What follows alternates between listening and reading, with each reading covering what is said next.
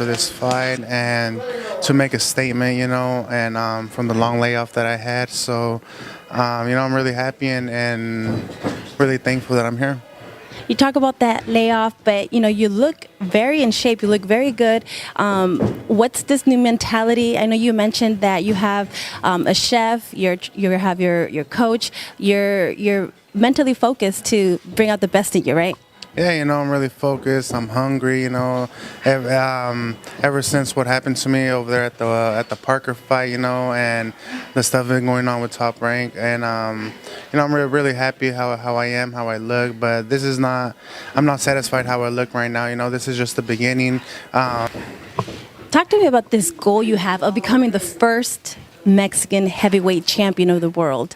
Is that the dream? That's the goal. This is what your all the hard work, blood, sweat, and tears is for. Yeah, all that hard work, blood and tears since I was 6 years old. I've been having this dream. It was my dad's dream at first until it became mine, and I'm really close to make it a reality. And that's what makes me, and it gives me that drive to work even harder, and thinking that I'm this close and thinking this chubby kid came pretty far, in this boxing game. So I'm really happy and really blessed, and I thank God every day for giving me this opportunity and my second chance.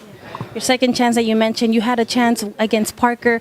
It was a very close fight. You lost by majority decision. And lastly, another stablemate of the PBC is Andy Ruiz, who just got elevated to fight Anthony Joshua for his titles. What do you think about that fight? I think he'll win. I think Andy Ruiz has a chance. He says that he's fueled by Snickers. Snickers fuels him. I hope he's fueled by energy and boxing athleticism. Well, we have another big fight coming up. We have Anthony Joshua taking on Andy Ruiz. What do you see in that fight? How do you expect Andy Ruiz to perform against who many consider the best in the heavyweight division? You know what I think? I think it'll be a good fight for a little while. Ruiz, he can throw a lot of punches. He's good, but like you said, Anthony Joshua's the best. I feel like if he's the best, I still got Deontay Wilder's the best in the world, the best heavyweight. But it's he's like what and what. They both of them are real good. So I think Anthony Joshua about to knock out. Late round, maybe like 7th-round knockout. I feel like that's what's going to happen. Andrew Ruiz seems to be kind of one of the higher names in the running. If it is that fight, how do you see that fight playing? I just hope it happens really, really bad because I'm such a fan. My friend also, I used to be his trainer, and he used to train in my gym for quite a while. And then someone came in with some money and paid him to lose weight. And I thought that was different. I said, you know what, let him fight fat. He's better fat. I don't give a shit what anyone says. He is. And again, I tell him that all the time. You're better with the weight on. He lets in go, and he has great combinations. I mean, for a guy who came in second in the Mexican Olympic trials, he did pretty well for himself. And can he beat the top guys out there? Maybe not. But the thing is, will he try and will he make it worthwhile watching?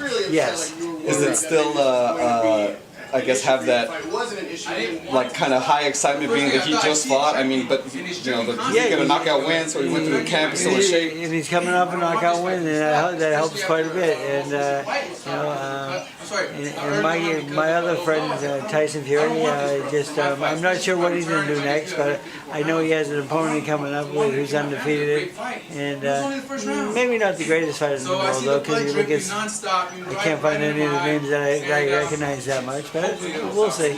Is that okay to kind of take a fight like that, a break when you fought just the other world champion just the fight before? The thing is, he's with a new promoter now, and so get used to each other a little bit. Yeah, I think it works well. I mean, you have to demand that. I wish him all the best. I mean, look, Ruiz, he comes to fight. He comes to fight. I mean, it's going to be difficult because Anthony Joshua is like 6'7", 6'8", and he's muscular and he's built looks like a freaking goddess, And then you have Ruiz. I mean, he's a little shorter and stubby a little, but he can fight. That's the thing. He can fight. I think it's going to be a great fight. I think Ruiz If he can hang in there and figure him out, and kind of like, I mean, look at Tyson.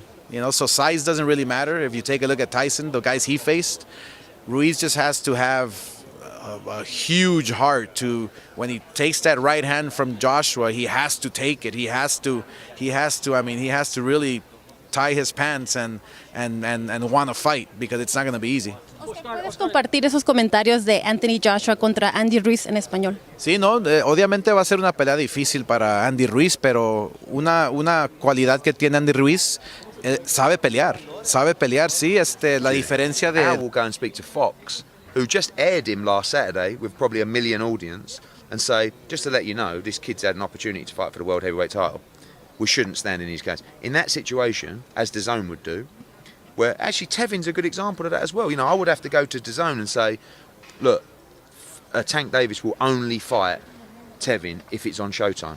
They may turn around and go, no, we don't want that. They wouldn't, because I would tell them, you can't ruin this opportunity for this kid. And that would be the same instance with Andy Ruiz, right? Now you get the bigger guys. Al can't afford, and to be honest, like, we all can't afford.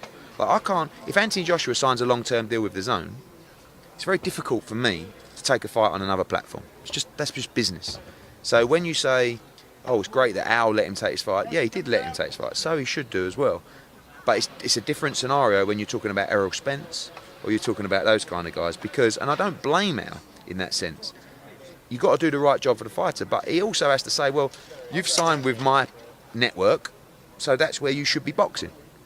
But in the Andy Ruiz instance, how can you let a guy who's now going to make millions of dollars achieve a dream of trying to win the world heavyweight title? Andy feels he should be world champion. Andy feels he beat Joseph Parker in New Zealand. It was a very, very close fight. So, we thank those guys for allowing this fight to happen. So they should. But could they have blocked it? Yeah, maybe. I mean, there would have been a... So with those marquee guys that you're talking about, then how do we get around that and make these fights happen? I don't know. It's just boxing. It would be pay-per-view. The way you get around it is for the fight to become so big you can't ignore it. Pacquiao against Pacquiao against but then Mayweather. The whole DAZN streaming, it's not pay-per-view. That's like a whole no thing. Like that goes against the business philosophy. So that's going to be a big problem. I'm talking more about.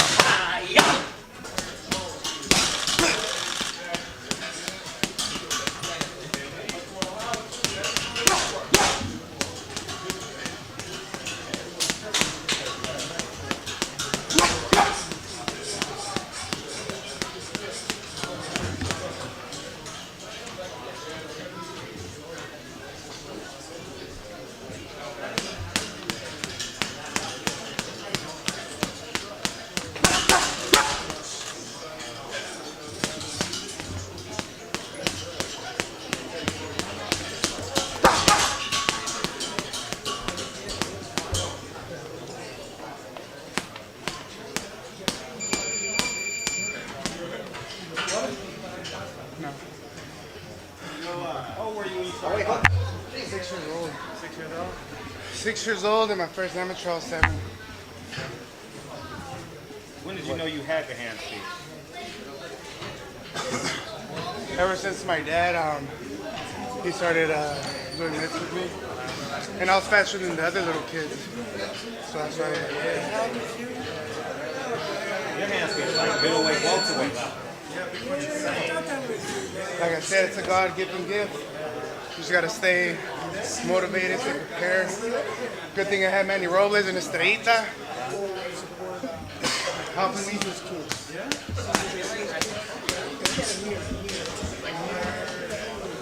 Oh yeah.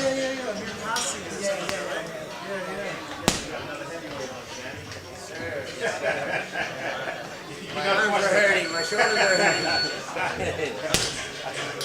Shit, no wonder I can't sleep at night. We're done.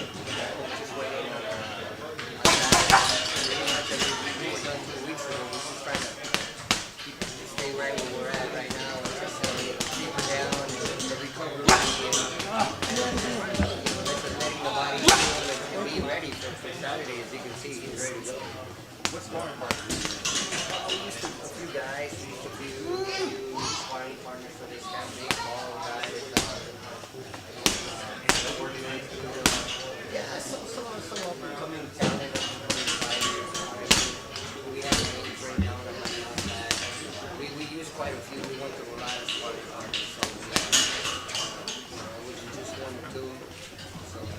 you.